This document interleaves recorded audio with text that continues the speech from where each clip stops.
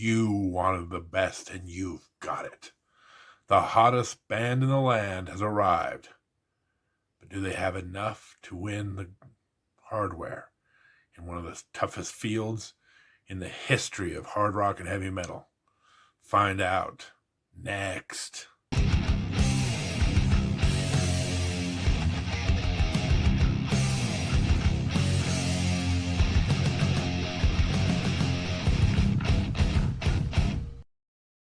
Welcome, metal enthusiasts, to another episode of The Metal Dude Abides. Today, we start with the year 1974, and we have big news. When I was a wee lad, the band that got me into metal is showing up in the field today. The hottest band in the land, Kiss, has arrived. When I was about the 5th or 6th grade, I remember distinctly the neighbors had an older brother, and walking into the bedroom and seeing that Kiss poster, well, it changed my life. And it introduced me to heavy metal for the first time. And here we are, 50 years later, still throwing up the horns, still loving heavy metal. And it all started right here with Kiss. But I have to say, Kiss, for all their popularity and for all the money they've made over the years, they have never been really loved by the critics. So we're going to find out tonight if they've got enough to finally get some recognition and actually bring home some hardware. But it's not going to be easy. Let me tell you, this field is loaded. We've been talking about how as the mid-70s has started to develop, we are seeing more and more great bands coming out. We've seen newcomers the last couple of years come in and steal the awards. So now we ask the question, is Kiss the next of those bands to come in and start taking down the veteran bands? Well, we're not going to have to wait long because our first award is for Newcomer of the Year.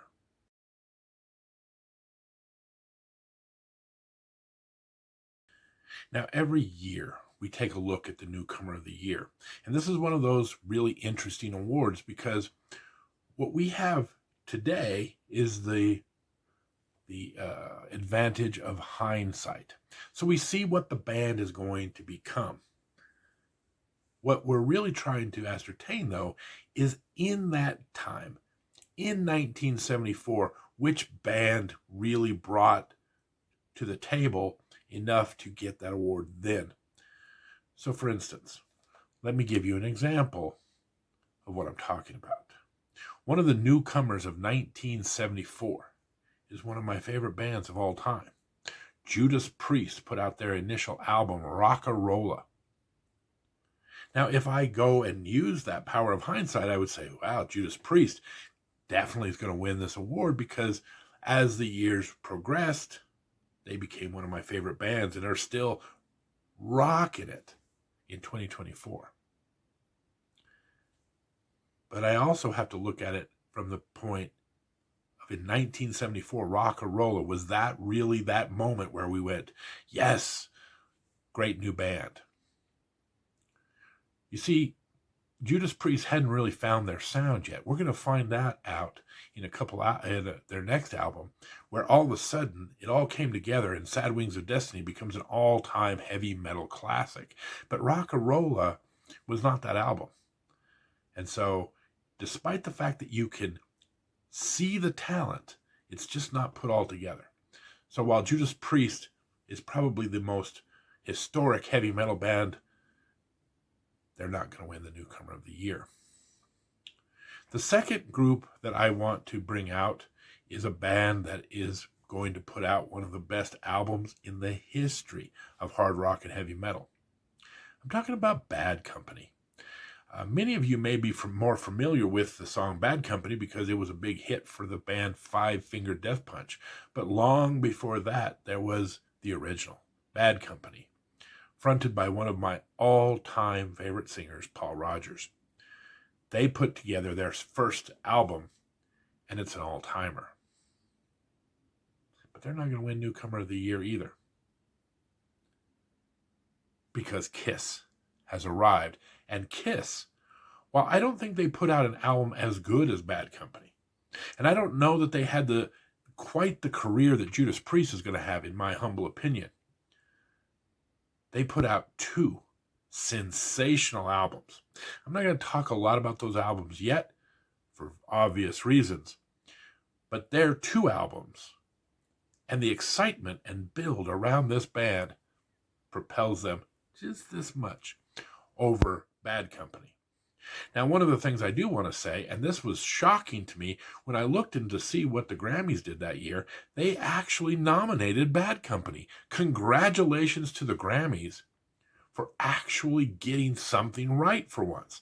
Bad Company, one of the greatest bands of all time, their debut album, there was no hesitation here. There was no, I wonder if these guys are going to be any good. You knew it right off the bat, and at least here, while the Grammys didn't give them the award, they at least nominated them. So I have to give the Grammys credit where they can get it, because they have been failing at identifying really good up-and-coming bands for the entire list that we've had on here.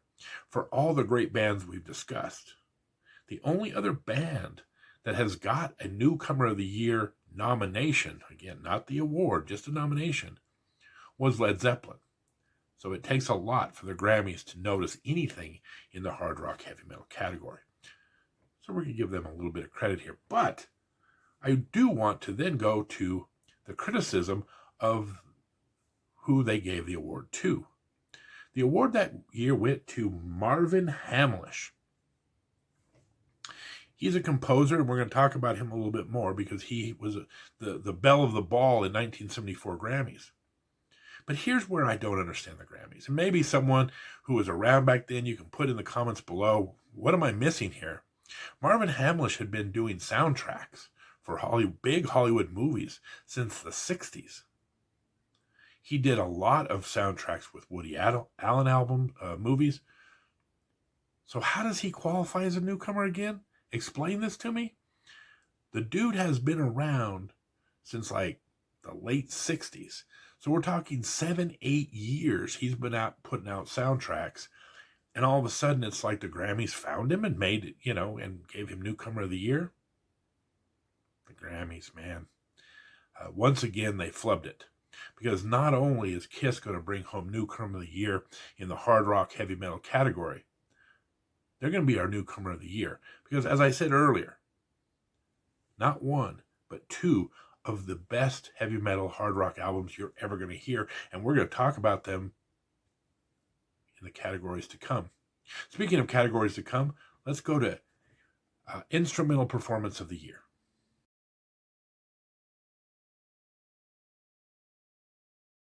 The competition in these categories just keeps getting tougher and tougher. One of my favorite categories is Best Musical Performance of the Year. But it's also one of the most difficult, because there's so many great, legendary guitarists, drummers, you name it, that qualify for this.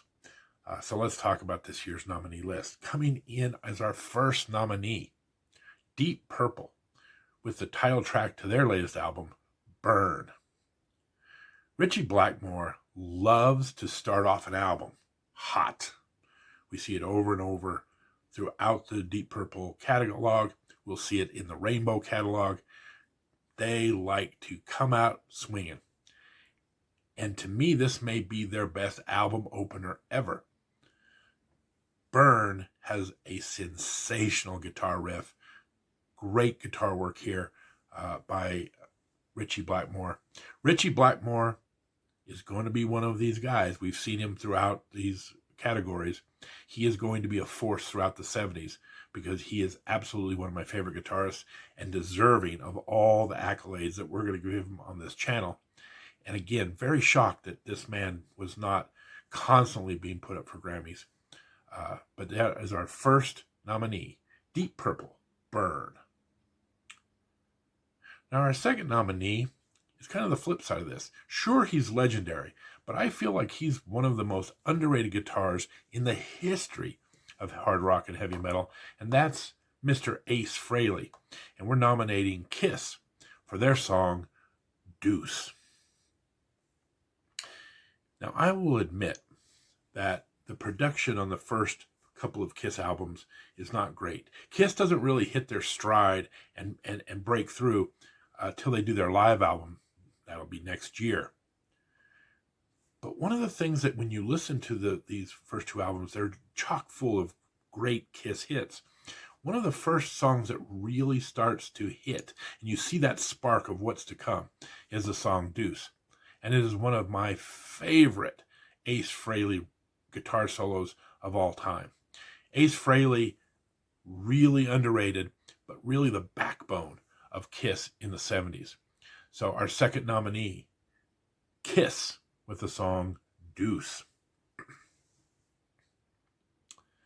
Now our third nominee is a legendary band by the name of Queen, and they've got a song by the name of Brighton Rock. There are so many good Brian May jams on this album. It was hard to pick. I kind of went back and forth on a couple of songs. I really like Stone Cold Crazy, a song that was later covered by Metallica. But I went with Brighton Rock because I really think that not only is it got great guitars in it, but it is just musically a lot of changes, a lot of different, really aggressive tone to it. Always one of my favorite Queen songs, Brighton Rock, our third nominee. Our fourth nominee is a little bit, for me anyway, a bit of a one-album wonder, and that is Robin Trower with his song, Day of the Eagle. Now, he has an album out in 1974 called Bridge of Sighs. And let me tell you, this album is kind of like what we've just talked about with the Queen album. You can go through a lot of different songs, and this is kind of considered Robin Trower's his epic, his virtuoso. This was his greatest album, and I agree with that because this album is just put together perfectly, song after song. The title track, thought a lot about nominating that song, but ultimately I think Day of the Eagle is my favorite of his. Again, very aggressive, tremendous work by Robin Trower. Our fourth nominee, Robin Trower with Day of the Eagle. Our final nominee is another one of those guitarists, one of my favorites, that's going to be a force throughout the decade and beyond. Michael Schenker has just joined UFO, and they're our nominee, UFO, with the song Rock Bottom. There are a few guitar solos in the UFO catalog that really stand out among the number of great songs and jams from Michael Schenker. Rock Bottom is one of those songs.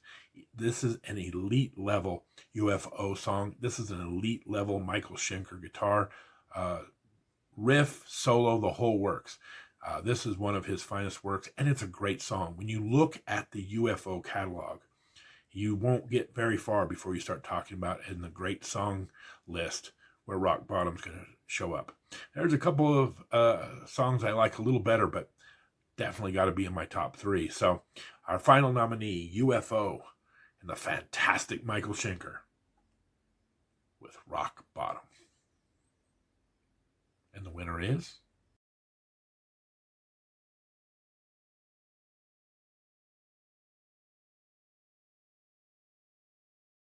you guessed it, UFO with Rock Bottom. For those of you who may or may not know, Michael Schenker showed up a little while ago. He was originally with the Scorpions, and this is his first album since moving on to UFO, and it's one of the best. Really took UFO to that next level, and really took Michael Schenker's guitar playing. Although his playing on Lonesome Crow for the Scorpions is good, he kind of moves out of that kind of psychedelic into more of a straightforward hard rock, heavy metal groove. And both bands really kind of benefited from the change. Both bands really upped their game, and UFO while I don't think they ever achieved the fame that they should have received, they definitely became a beloved band in the heavy metal world.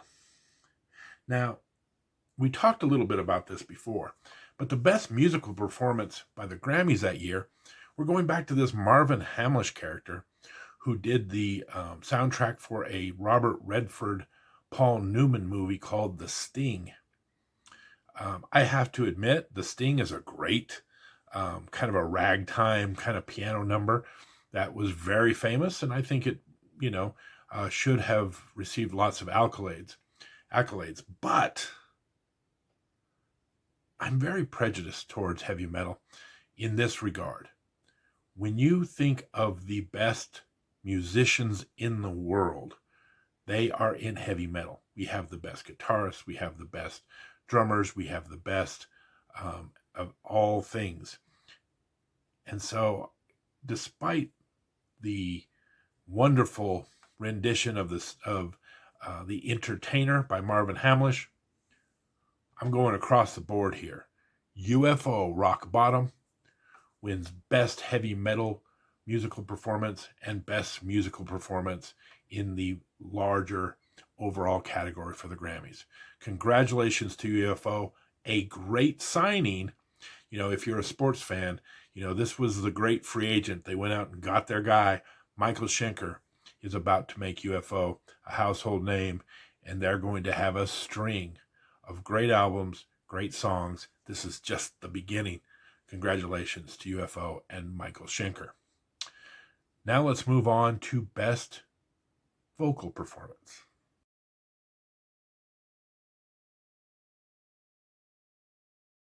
I've been saying it for the last few episodes, but the vocalists in heavy metal keep getting better and better, and we start seeing more and more young guns stepping up to the plate and doing tremendous work, and this year is no different. To the point, spoiler alert, our defending champion is Aerosmith for their classic last year of Dream On, and Steven Tyler is just one of the best vocalists of all time. And the defending champions didn't even get a nomination this year. That's how good this group is. Let's go through the 5 nominees. Our first nominee, we talked about them as a newcomer band, Bad Company with their title track. Paul Rodgers is the definition of that smooth, hard rock, bluesy voice. One of my favorite vocalists of all time. He had been in the band Free and had done some great work. But when he moved to Bad Company and started this band, ooh boy, it was a whole new level. One of the all-time Hall of Fame albums, Bad Company. One of the all-time great songs, Bad Company. And one of the all-time great vocalists, Paul Rodgers and Bad Company, our first nominee. Our second nominee is a little bit different because we haven't really discussed what's been happening with Deep Purple lately. Deep Purple and Ian Gillan have been dominating this category. I think Ian Gillan probably has 3 or 4 Best Vocalist nominations and won it a couple of years ago for his live version of Child in Time. But folks, Ian Gillan's not in Deep Purple anymore. Neither is Roger Glover. We've moved into what they call the Mark III version of Deep Purple. Now, who did they replace the 2 legendary members with? Well, a couple of guys by the name of David Coverdale, perhaps you've heard of him, really famous for his work with the band Whitesnake, and Glenn Hughes, the best vocalist you may not have ever heard of. He's been kind of in and out of a lot of different bands, had a lot of issues over the years, but these 2, pound for pound, both of them possibly are better vocalists than Ian Gillan, who's one of the greatest vocalists of all time. That's how talented Deep Purple was. That they not only had one of the greatest singers of all time, when they got rid of him, they just brought in 2 more. Fantastic stuff here. Anyway, David Coverdale sings one of my favorite songs, and it's really a great vehicle for great musical performance. Mistreated. Such a powerful blues number. And we get introduced to young Mr. David Coverdale, basically an unknown at this point, as he belts this one out. I love Mistreated. It's going to be covered by Rainbow in a couple of years in one of the great vocal performances of Dio's career. But here we get the David Coverdale version, and I love it. Our second nominee, Mistreated by Deep Purple. Our third nominee is another newcomer, and one you're going to be very familiar with. Judas Priest comes out with Rock-A-Rolla, and while again, this isn't going to be that great heavy metal band just yet, this is more of a hard rock, maybe even a progressive rock, psych rock, I don't know where you put it, a 70s rock. So the album itself isn't great, but back to you can see the talent right off the bat, because you hear for the first time Rob Halford's angelic voice. Rob Halford, to me, is in the top 2 heavy metal vocalists of all time. And you see that talent right away in this song. And the title track, Rock-A-Rolla, is by far the best song on this album. So coming in, number 3, the great Rob Halford, Judas Priest with Rock-A-Rolla. Again, speaking of great vocalists, they just keep coming, folks. Coming in as our 4th nominee, Queen with Killer Queen. This is, again, a vocal tour de force by Freddie Mercury, where we really are treated to such a tremendous range. A little bit of like some high falsetto in this one. Really good stuff. Freddie Mercury could easily win this category every year. That's how talented he is. And this is one of the best albums in the Queen catalog. So our 4th nominee, Freddie Mercury and Queen with Killer Queen. And finally, one of the most underrated vocalists in the history of heavy metal, Klaus Meine from the Scorpions, with the song Speedy's Coming. I don't know why Klaus doesn't get the recognition that he deserves. Arguably, this is one of the top 5 heavy metal vocalists of all time. And keep in mind, Klaus had some, problems with his vocal cords, had to have some surgeries. His voice, and in his later years, while good, was never quite as great as it was in his younger years. This is Klaus in those younger years.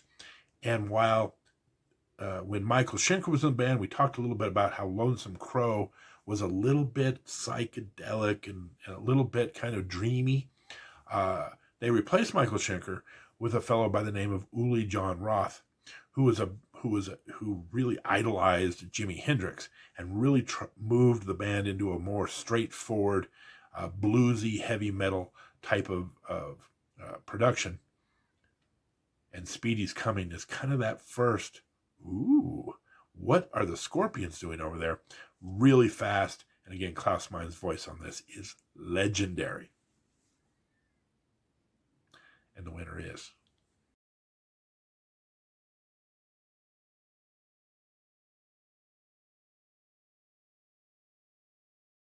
this could go in a number of directions. We could do a 5-way tie for the top. These are 5 legendary performances. But the winner is maybe a bit of an upset. The newcomer, the unknown, the person who replaced a legend. Deep Purple with Mistreated, and an unknown phenom that just shows up out of nowhere, David Coverdale. If you've never had a chance to listen to Mistreated, I'll give you a little advice and a little bit of a preview. This song was done by David Coverdale and Deep Purple, and it is fantastic. If you like a good bluesy number, but with a lot of that heaviness that would come from the heavy metal side, this is your kind of song. And then Ritchie Blackmore loved this song so much, he took it with him to Rainbow, and Dio does a version of this off their live album. I think the live album is called On Stage, but there's all sorts of variations. The one in Germany is considered by many to be even superior to that. So if you see that live in Munich, that's the one to get.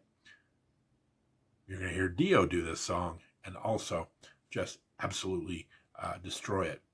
So this is a great song, and it's a great song for a vocal tour de force. Congratulations to David Coverdale and Deep Purple. The big three, well, they're not done yet as they bring home best vocal performance. And again, I'm just astounded that Deep Purple went from Ian Gillan, one of the greatest vocalists of all time, to bringing in two vocalists that are just as good, if not better. Amazing depth. As I say, an amazing bench. Now, the singer of the year that year, we talked about this last year because a lot of the awards are going to the same people from last year. Stevie Wonder won for the best male vocalist. Again, Stevie Wonder, great songwriter, has some legendary songs. Don't want to sell him short. But I don't necessarily have ever thought, wow, what a fantastic voice Stevie Wonder has. It's fine. There's nothing wrong with Stevie Wonder's voice, but it's not what makes Stevie Wonder great. These bands are driven with tremendous vocals. And so not only do I think that Deep Purple should win the heavy metal vocal performance of the year, but should also win performance for male vocal of the year. And just as an aside too, the best performance by a band vocal performance was Paul McCartney and Wings for Band on the Run. Again, Paul McCartney was part of the Beatles, very famous. He's been knighted. Sir Paul McCartney, I believe he would go by these days. Did Paul McCartney have a great voice? Can we just, keep it real for a second? No? Not even, there's worse. There's nothing wrong with Paul McCartney's voice, but when you listen to the Beatles, I don't remember ever thinking, wow, listen to that voice on Paul McCartney. What a legendary voice. Pretty average voice, if you ask me. When you go up against people like David Coverdale, when you go up against people like Rob Halford, when you go up against Freddie Mercury, the Grammys giving the awards to Paul McCartney and Stevie Wonder, I just don't think they understood the slights that they were giving, because that, my friends, is great vocal performances. Now, as we did last year, we're going to go into Best Song, and because we have so many great selections, we're going to split this up into Best Hard Rock and Heavy Metal songs, so we give the heavy metal guys and the hard rock guys their flowers. So let's go to Best Hard Rock song next.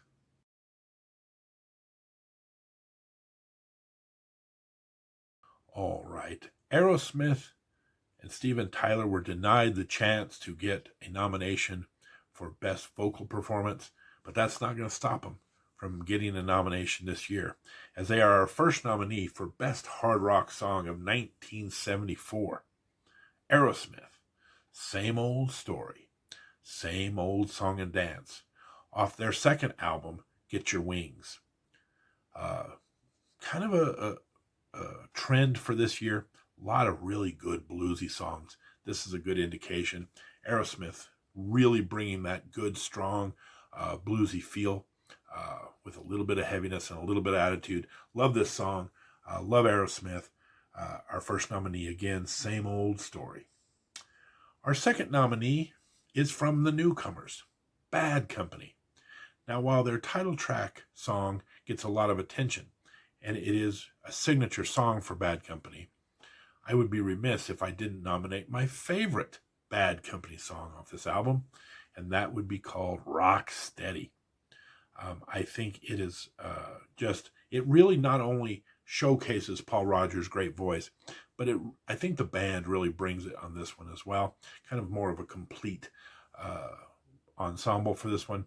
Rock Steady, our second nominee from Bad Company. Now, I'm going to break my own rules here a little bit because, it's my show and I can do that. I rarely go with a cover song when you start talking about Best Song of the Year. I prefer to nominate original tracks unless there's a version of a song out there that's the definitive version of this song. And while this song was done by the Yardbirds, and it's been covered by a lot of bands. This is my favorite. Shapes of Things by the band Nazareth. If you like gravelly vocalists, Nazareth is your one-stop shop for throat lozenges, let me tell you. Dan McCafferty is one of my favorite singers of all time. I love the gravel in his voice. I also want to call out, because we do this from time to time, while this is a sensational song, they're going to do it again in a live album in 1983 called It's Naz. If you've never had the pleasure of listening to that double live Nazareth album, I highly recommend going out. It's not in print anymore, I don't believe, but you can find it out on YouTube and other places. Go out and listen to it. Find this song, but listen to the whole album. And it really, if you ever wondered, what was the deal with Nazareth? Why were they so popular? I think that double live album really captures their magic, their energy, their stage presence. Love it. And it is our third nominee, Shapes of Things by Nazareth. All right, our fourth nominee, Queen with Stone Cold Crazy. Ooh, boy, I love this song. Almost went with it for Best Musical Performance. Brian May does a fantastic job on this. Of course, this song was famously covered by Metallica. Just a side note, when Metallica covers your song, you know it's a great song because Metallica has great taste. They're also fans of the music, right? So they like to take music that they really enjoy and do covers of. This is a good example of them finding an all-time classic that maybe,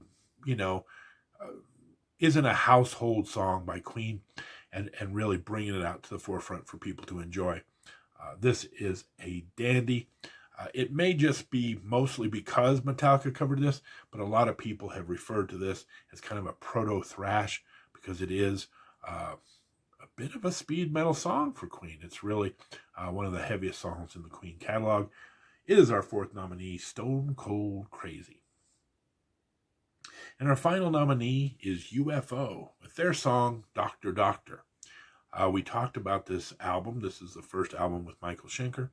The album's name is Phenomenon. And the Phenomenon is held up by two legendary pillars. One we talked about in the instrumental, Rock Bottom. The other, Doctor Doctor. Again, if you look at the top 3 or 4 songs in the history of UFO, both of these songs belong in that upper echelon. Doctor Doctor is fantastic, very catchy, very radio friendly. It really, to this day, surprises me that UFO did not become a bigger band than they were, because they had everything you'd want for a radio friendly hard rock band. And the winner is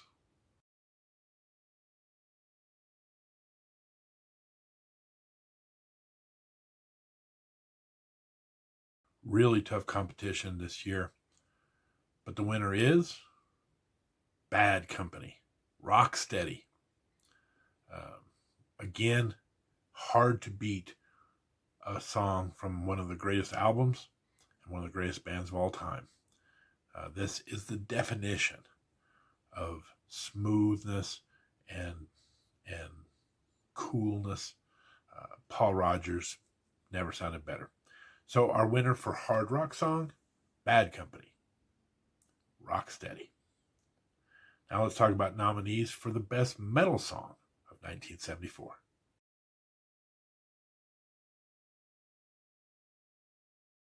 All right, best metal song of 1974.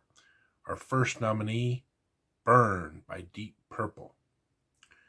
We talked about this back in Best Musical Performance.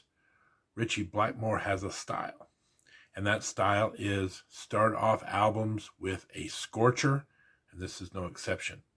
Maybe the best Deep Purple album opener of all time, and that is saying a lot.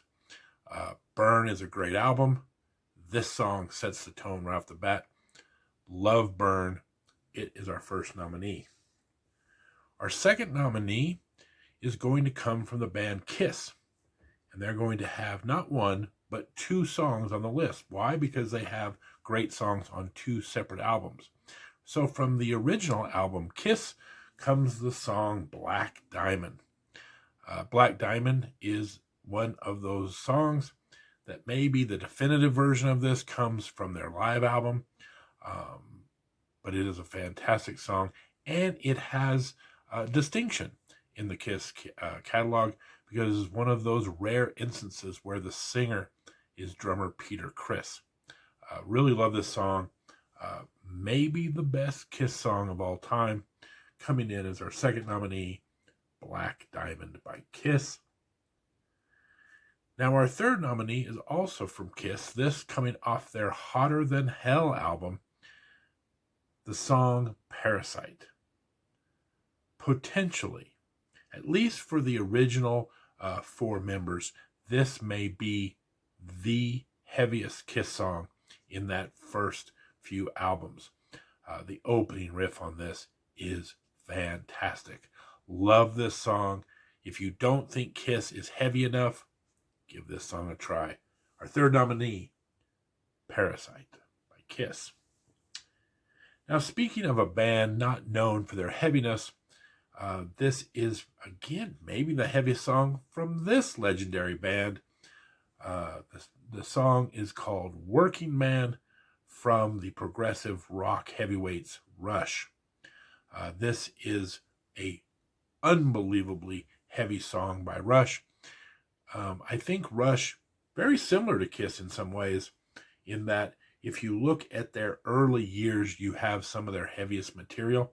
They kind of get a little bit more progressive, a little less heavy as the years go on.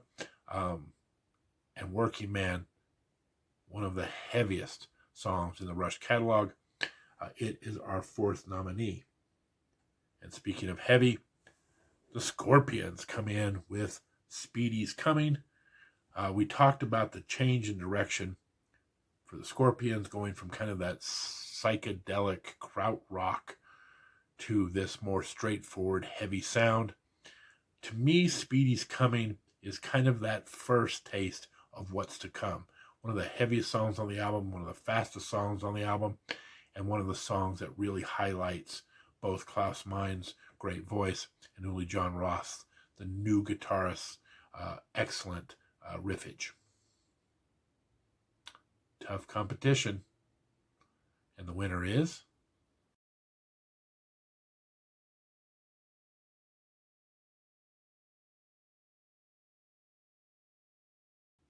one of the biggest bands in the early 70s was Deep Purple. And apparently they're sending a message to the younger bands. You can't take our title just yet. The winner, Best Heavy Metal Song of the Year, Deep Purple with Burn. We'll talk about this a little bit more in the next category. But if you had to have at least thought that Deep Purple was in deep caca. They just lost their legendary lead singer, Roger Glover, a big driver, a great bass player for the band. And yet they come out with an album lines up with the best albums they've ever done. I love this album, and this song just really sets the tone for it.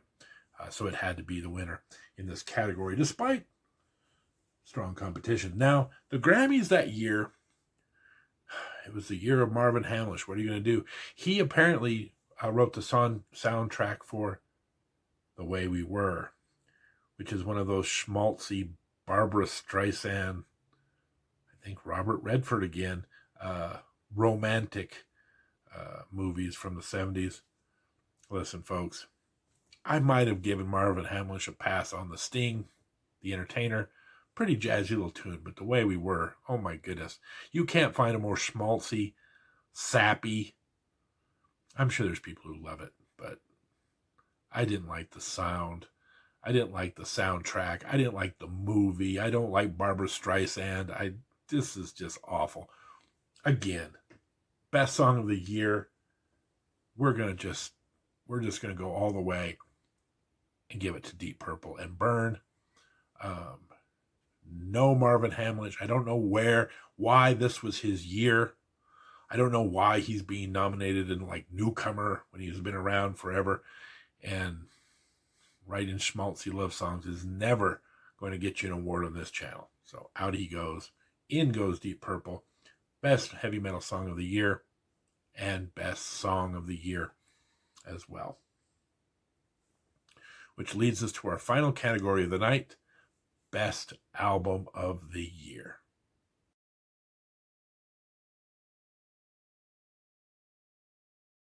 All right, best album of the year. We've talked about it so much. Bad Company as our first nominee. What can you say? This is a Hall of Fame level album, and it really set the tone. Paul Rodgers had come over from Free. This was them saying, we are going to be a force to reckon with the rest of the 70s. Bad Company is going to put out some of the classic albums of the decade. This is the first of those albums. A little bit of a repeat on this one as well. Album of the year, candidate number 2, Burn by Deep Purple.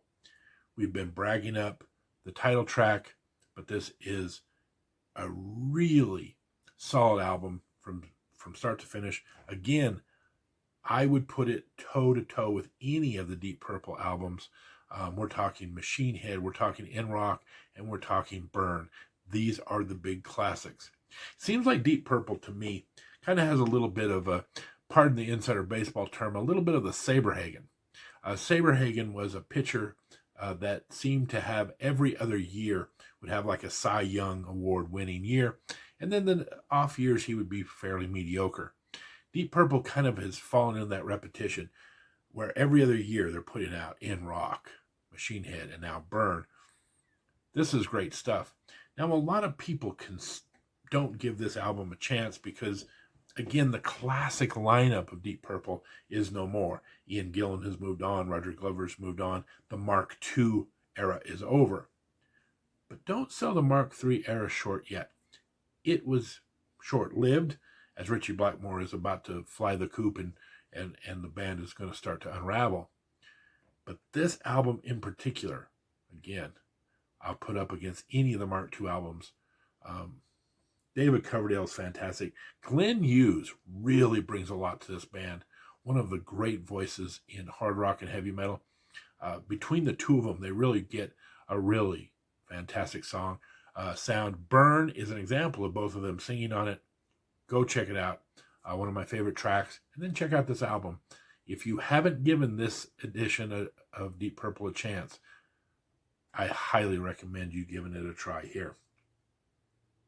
Our third nominee, Kiss, with their very first album. Listen, folks, this album is just chock full of the greatest Kiss hits of all time. We're talking Strutter. We're talking Deuce. Nothing to Lose.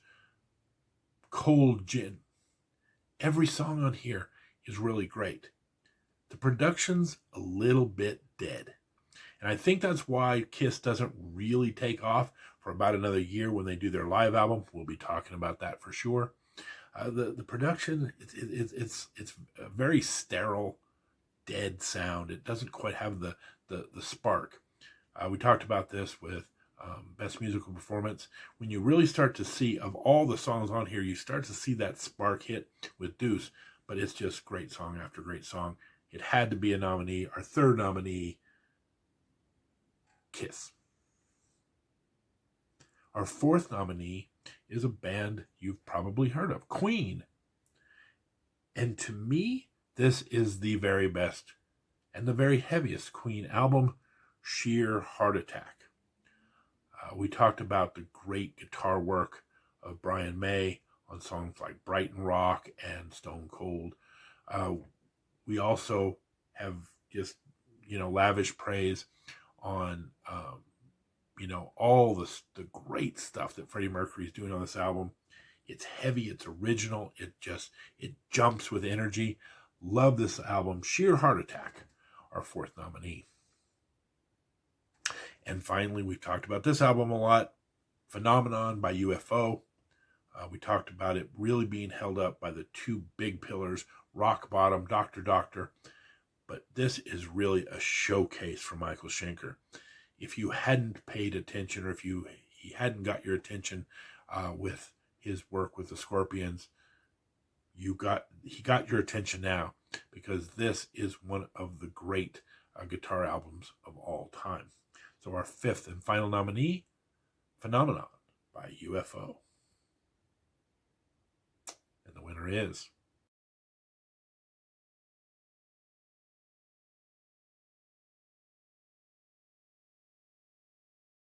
really tough, but I'm going with Sheer Heart Attack by Queen. Again, this is a masterpiece. And again, you can't go wrong with any of these albums. One great album after another. If I were to give the award to the album with the greatest number of hits, it would be Kiss. But unfortunately, most of the definitive versions of those songs are not going to take place until Alive the following year. Again, the production on it's a little bit takes away from the greatness of those songs. You can't take away the fact that they have 7 or 8 great songs on that album, but in this case, in a very similar situation, Queen's going to also put out just song after song on this album, and their production is not only going to be good, but again, it really captured the energy and the oomph of this band. And Bad Company, what could I say? For years, I would have probably, if truth be told, if I were to have given this award in 1974, it probably would have been a runaway for Bad Company. But like I said, over the years, I've really grown to appreciate this particular album from Queen. And they've kind of become, as I've gotten older, this album keeps, growing stronger and stronger year by year. So again, album of the year, Queen, for their opus, epic, Sheer Heart Attack. The Grammys that year, we've talked about this a little bit. Stevie Wonder for the album Fulfilling Us. Again, Stevie Wonder. I'm not going to sit around and gripe about Stevie Wonder, one of the greats. But I really think that there was some early stuff in Stevie Wonder's career that he didn't get the credit for. And it seems like now the Grammys are playing catch up. And we see this in a lot of awards show where it's like right now, Queen is still a little bit raw. Queen is still a little bit under the radar. It's going to be years later when people are going to start going, ooh, Queen. And the best stuff's already going to be done. I think the same thing holds true a little bit with Stevie Wonder, where I think some of the best music he's ever going to do has already happened. And the Grammys was kind of a little embarrassed. So they're like, oh, we better make up for lost time. And now they're nominating him and giving him awards left and right. A little bit late and a little bit undeserved, I think, in this case. I'm going to give Album of the Year, not just Hard Rock Album of the Year, not just Heavy Metal Album of the Year. I'm going all the way. Album of the Year, Queen, with Sheer Heart Attack. And oh, by the way, both Bad Company and Kiss probably should have got nominations as well. What the heck? All 5 of these albums should have got nominations, of course. So that's 1974 in a nutshell. We asked the question at the beginning, was Kiss going to bring home any awards? And while they got beat by some really great bands, they did bring home 1 Grammy for Best Newcomer and a slew of nominations for songs and albums of the year. But the competition was just a little too stiff. We're talking, this is just fantastic, man. We're talking Bad Company. We're talking Queen. We're talking Kiss. We're talking about some of the greatest bands of all time at their absolute peak. What an exciting year.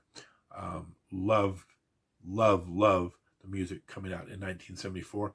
And it's close to my heart because we're really now starting to get into that age where I'm starting to explore music. I'm starting to discover music. So this is kind of, I'm still not quite in the groove yet. That's going to come in a couple of years. But, some of this, as it was coming out, including Bad Company and Kiss, I was right there when that was coming out and really enjoying it. So special time for me in my life. So really good stuff. If you haven't this is a great time to go ahead and give me a thumbs up on this if you liked the great music of 1974, and if you like this channel. Subscribe to the channel. We put out weekly content where we go through all the different years. We're going to go through well over 50 years of hard rock and heavy metal music. As we get progressively down the line, we're going to see a lot more heavy metal. We're going to see a lot more of the bands that are big today. So you don't want to miss any of this. The best way to do this is subscribe, ring the bell, get notifications. And so when we put out our new videos, you won't miss it. You'll know they're out there. The YouTube algorithm gods will say to you, the Metal Dude is on line 1. Pick up. So do it.